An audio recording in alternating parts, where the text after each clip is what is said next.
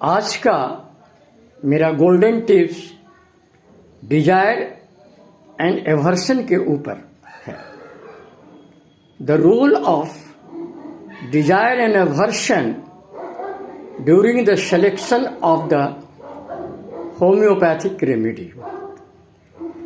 Case taking के समय जो हम पेशेंट से पूछते हैं, बताओ स्वाद में तुम ज्यादा क्या पसंद करते हो, जैसे खट्टा, मीठा, तीता, नमकीन, इन सभी स्वादों में तुम सबसे ज्यादा क्या खाने में अच्छा लगता है। जब वह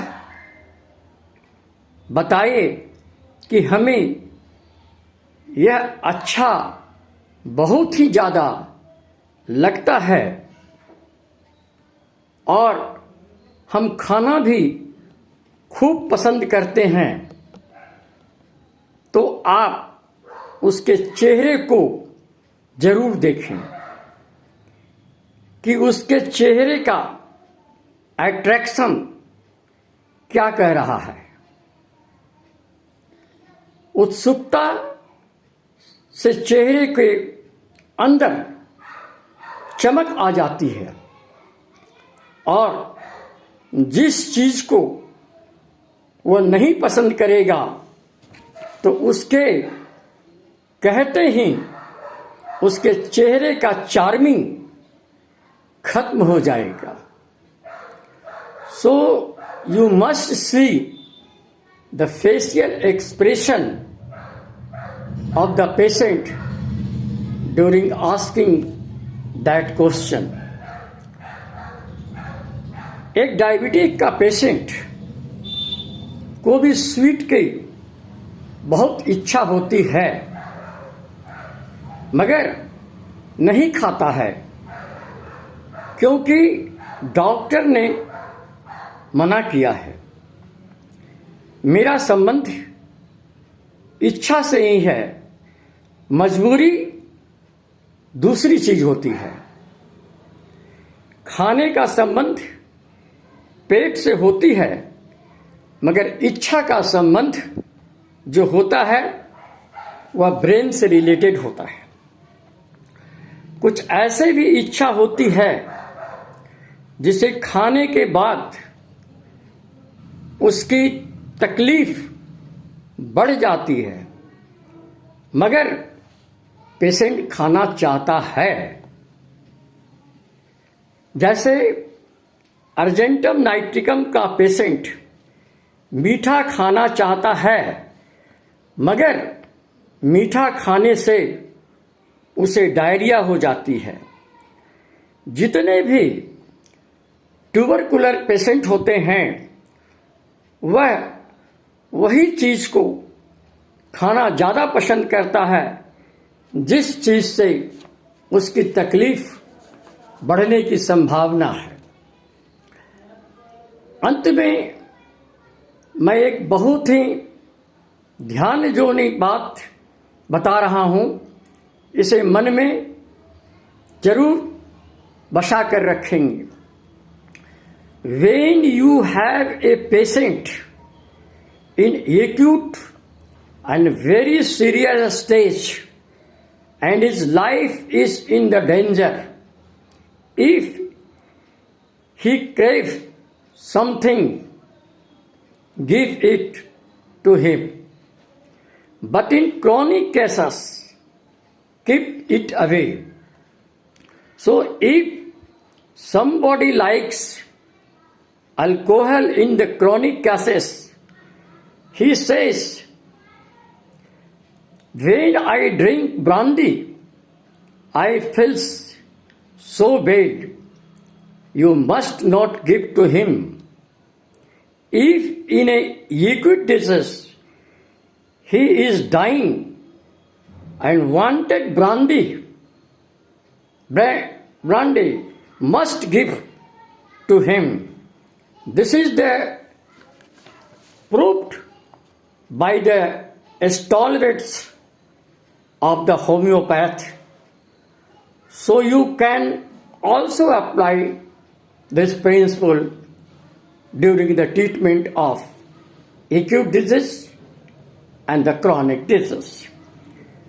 मैं एक केस की चर्चा करना चाहता हूं। मेरे फादर एक अच्छे होम्योपैथ थे। उनका नाम था डॉक्टर SP निर्झर। मुझे 4-5 साल उनके साथ रह करके सीखने का मौका मिला है, उनका अनुभव लेने का मौका मिला है। उनके पास एक बच्चा आया दिखाने के लिए और बच्चे को 2-4 महीने से फीवर चल रहा था। फीवर आता था फिर चला जाता था, आता था चला जाता था। इस तरह से वो 4-5 महीने से परेशान था।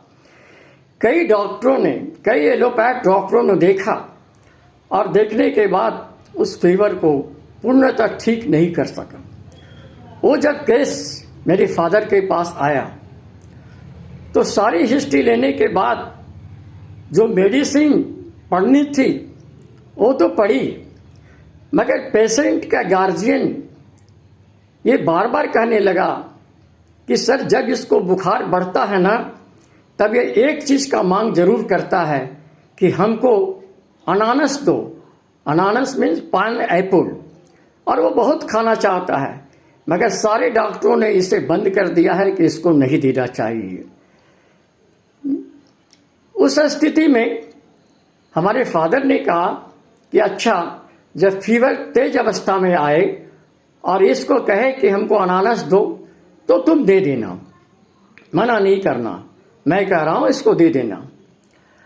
और 2-4 दिन के अंदर ही उसे फीवर आ गया। उसी तरह से बच्चे ने फिर डिमांड किया कि हमको अनानस दो। कहने के अनुसार उसके गार्जियन ने उसको अनानस दे दिया और देने के बाद वो बच्चा का बुखार जो था वह चला गया और दोबारा उसको बुखार फिर नहीं आया। तो ऐसी स्थिति में एक्यूट डिजीज के अंदर जो डिमांड होती है पेशेंट का, उसे फिजिशियन को देना चाहिए, और उसी चीज को क्रोनिक स्थिति में अगर कोई डिमांड ऐसा होता है तो ऐसे स्थिति में उसे नहीं देना चाहिए। एक बात और मैं एग्जाम्पल के साथ कहना चाहता हूं कि ये जो डिजायर एंड एवर्सन होती है हमारे साइंस के अंदर, जो होम्योपैथिक में हम लोग पूछते हैं, ये बहुत ही मार्वेलस चीज होती है। हमारा मेडिसिन का सिलेक्शन भी इसके ग्राउंड पर बहुत अच्छी ढंग से होती है।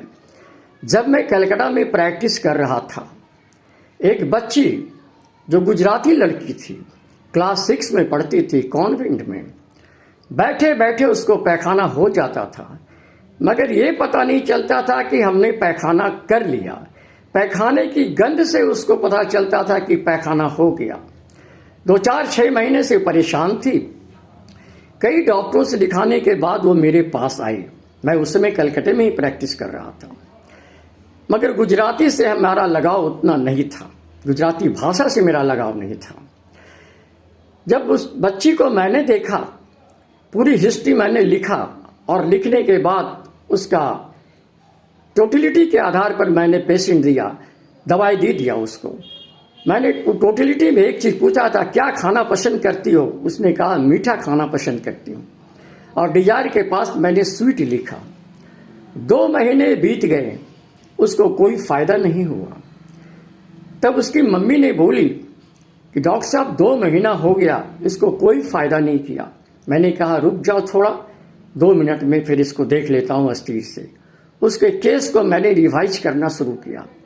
रिवाइज करते ही जा रहा था, मैंने पूछा क्या खाना पसंद करती हो? फिर वो बोली कि मीठा खाना पसंद करती हो। मैंने सोचा प्रिस्क्रिप्शन तो बिल्कुल सही जा रही है। अच्छा, इसको क्रॉस करके देखते हैं, पूछते हैं, अच्छा बताओ तुम मीठा में किस तरह का मीठा पसंद करती हो? दूध का बना हुआ मीठा या? बच्ची ने पूछी कि अंकल मीठा मतलब क्या समझते हैं?